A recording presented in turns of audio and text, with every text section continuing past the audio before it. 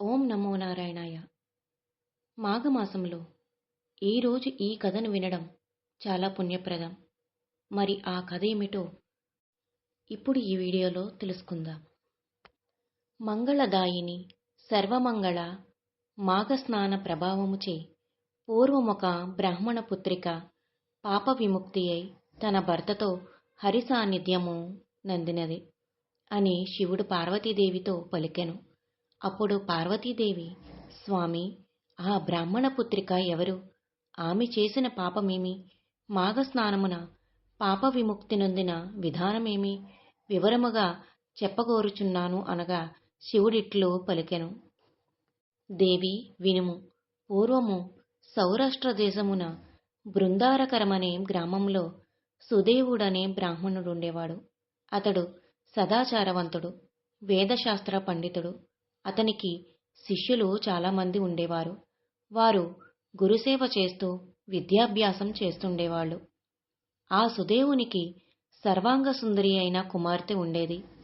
పొడవైన కేశములతో, చక్కని ముఖంతో, చక్కని కనుముక్కు తీరులో ఆమె మిక్కిలి మనోహరంగా ఉండేది. ఇట్టి కుమార్తెను ఎవరికిచ్చి వివాహం చేయగలనని అతడు విచారిస్తూ ఉండేవాడు.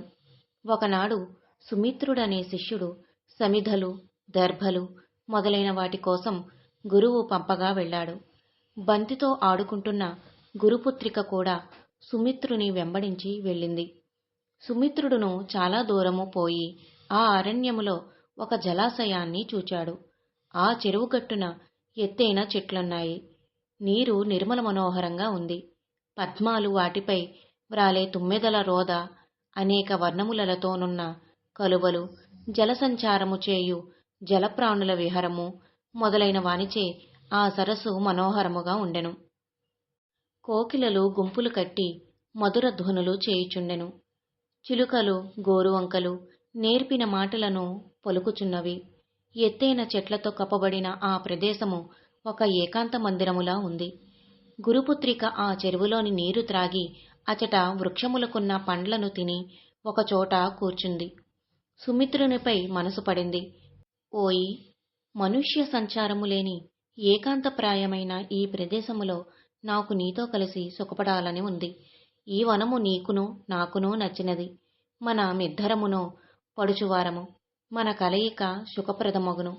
ఆలసించక నా వద్దకు రమ్ము. నా శరీరము దూది కంటే మెత్తగానున్నది.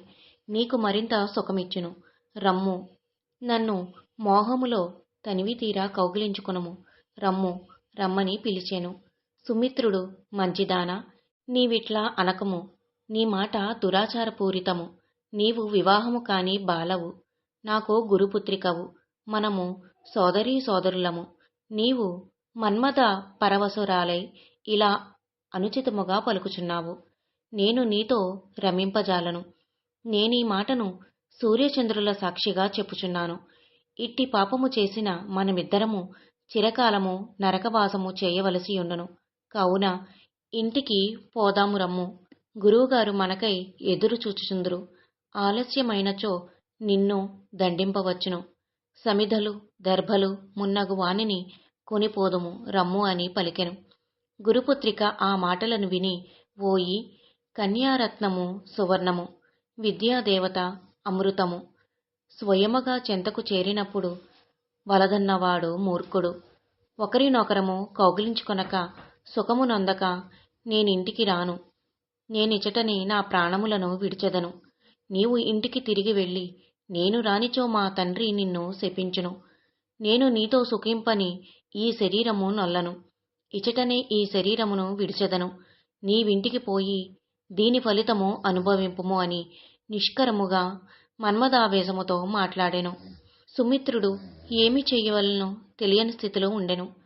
చివరికతడు గురుపుత్రిక కోరికను తీర్చుట అంగీకరించెను. వారిద్దరును పద్మములతో, పుష్పములతో, ఎగురుటాకులతో మన్మథశయ్యను తీర్చుకుని మనోహరమైన ఆ వాతావరణములో యథేచ్ఛ సుఖము అనుభవించుచున్నారు. వారిద్దరును తృప్తిపడిన తరువాత సమిధలు మున్నగు వానిని తీసుకుని గ్రామమునకు బయలుదేరిరి. గురువు శిష్యుడు తెచ్చిన సమిధలు మున్నగు వానిని చూచి ఆనందపడెను. పుత్రికను చూచి, నీవు చాలా అలసినట్లున్నావు. మధుర ఆహారమును తిని విశ్రాంతి నందుమని లోనికి పంపెను. ఆమెయు అట్లే అని పలికెను. తండ్రి ఆమెను కాశ్మీర దేశవాసియగు బ్రాహ్మణునికిచ్చి వివాహం చేసెను. కొంతకాలమునకు ఆమె భర్త మరణించెను. భర్తను కోల్పోయి నేలపై బడి దుఃఖించుచున్న కుమార్తెను చూడలేక సుదేవుడును మిగుల దుఃఖించెను. అయ్యో, సుఖములనందవలసిన వయసులోనే బాధాకరమైన వైధవ్యము కలిగినదేమి? ఈమెకిట్టి బాధను కల్పించిన ఆ బ్రహ్మ ఎంత మూర్ఖుడో కదా అని పలు విధములుగా దుఃఖించుచుండెను. ఇట్లు సుదేవుడు వాని భార్య దుఃఖించుచుండగా దృఢవ్రతుడను యోగి ఆ ప్రాంతమున తిరుగుచు సుదేవుని రోదనాధ్వనిని విని వాని వద్దకు వచ్చి, జ్ఞానస్వరూప, నీ దుఃఖం ఏమియో చెప్పుము, నీ దుఃఖమును పోగొట్టెదనని ధైర్యము చెప్పెను. సుదేవుడు తన దుఃఖ కారణమును చెప్పి మరలా దుఃఖించెను. యోగి సుదేవుడు భార్యపుత్రికలను చూచి క్షణకాలము ధ్యానయోగము నందునట్లు పలికెను. ఓయి వినుము, నీ కుమార్తె పూర్వజన్మలో క్షత్రియ కులమున జన్మించినది. వ్యభిచారిణి అయి చెడు ప్రవర్తన కలిగియుండెను. సౌందర్యవతి యవనవతియగు ఆమె తన జారుల మాటలను విని తన భర్తను వధించెను. భర్తను వధించి భయపడి శోకించి ఆత్మహత్య చేసుకొనెను. ఈమె పతిహత్యను ఆత్మహత్యను చేసినది. ఆ రోషము వలన ఈమెకు ఈ జన్మమున ఇట్టి వైధవ్యము కలిగినది. ఇట్టి ఈమె పవిత్రమైన నీ వంశమునెట్లు జన్మించినదాయని నీకు సందేహము రావచ్చును. దానికి నీ కారణము కలదు వినుము. ఈమె తన పూర్వజన్మలో మాఘమాసమున సరస్వతి నదీ తీరమున గౌరీ వ్రతమును ఆచరించు వారితో కలిసి వారు ఇసుకతో చేసిన గౌరీదేవిని పూజించుచుండగా నీ వ్రతమును చూచినది. ఆ పుణ్యము బలమున నీమే పవిత్రమైన వంశమున జన్మించినది. ఈ జన్మయందును స్వేరినియే నీ శిష్యులతో అధర్మముగా రమించెను. ఈ దోషము వలన ఈమె తమ కర్మఫలముల ఇట్లు అనుభవించుచున్నది. చేసిన కర్మము అనుభవింపక తప్పదు కదా. సుదేవుడు యోగి మాటలను విని చెవులు మూసుకుని తన కుమార్తె పూర్వజన్మలో పతిహత్య ఆత్మహత్యలకు పాల్పడుబదును. ఈ జన్మలో కన్యయే సోదరతుల్యుడైన తన శిష్యునితో రమించుటను విని మరింత దుఃఖించెను. యోగికి నమస్కరించి, తండ్రి, నా కుమార్తె చేసిన పాపము ఏమి చేసినా పోవును. ఆమె భర్త జీవించుట ఎట్లు జరుగును? దయ ఉంచి చెప్పుడని పరిపరి విధములా ప్రార్థించెను. అప్పుడా యోగి, ఓయి విద్వాంసుడా, నీ కుమార్తె చేసిన పాపములు పోవుటకు ఆమె మాంగళ్యము నిలుచునట్లును చేయుటకొక ఉపాయము కలదు. శ్రద్ధగా వినుము. మాఘమాసమున ప్రాతస్నానము చేసి ఆ నదీ తీరమున గాని సరస్సు తీరమున ఇసుకతో గౌరీదేవిని చేసి షోడశోపచారములతో పూజించవలయను. సువాసినులకు దక్షిణలతో ఆ గౌరీదేవిని సమర్పించవలయను. ఈ విధముగా ఈమెచే ప్రతిదినము చేయింపుము. ఈమె భర్త తిరిగి జీవించును. ఈమె పాపములను నశించును. మాఘశుద్ధ తదియనాడు 2 కొత్త చేటలను తెచ్చి వానిలో చీర, రవికుల గుడ్డ, ఫలపుష్పాదులు, పసుపు కుంకుమ మున్నగు సువాసిని అలంకారముల నుంచి దక్షిణ తాంబూలముతో వాయనము నుంచి సువాసిని పూజ చేసి ముత్తైదువులకిచ్చి 7 మార్లు ప్రదక్షిణా నమస్కారములను ఆచరించవలయను. ఆ సువాసినికి షడ్రోషోపేతమైన భోజనము పెట్టి గౌరవింపవలయను. మాఘమాసమున ప్రాతకాల స్నానముల చేతను పైన చెప్పిన వ్రతాచరణము చేతను ఈమెకు పాపక్షయము కలుగును. భర్త పునర్జీవితుడై ఈమె మాంగళ్యము నిలుచును. మాఘస్నానము చేసిన విధవరాలు విష్ణులోకమును చేరును. మాఘస్నానము చేసి గౌరీ వ్రతమాచరించైన సువాసిని తన మాంగళ్యమును నిలుపుకొని చిరకాలము సుఖించును. పిచ్చివారు, మూర్ఖులు మాఘస్నానము చేసినచో వారెట్టివారైనను వారి అనుగ్రహము నొంది చిరకాలము సుఖించి పుణ్యలోకములు నొందుదురు అని యోగి వివరించి తన దారిన బోయెను. సుదేవుడు యోగి మాటలను నమ్మి తన కుమార్తెచే మాఘస్నానమును, గౌరీ పూజ, విశిష్టమైన కాత్యాయని వ్రతమును భక్తి శ్రద్ధలతో చేయించెను.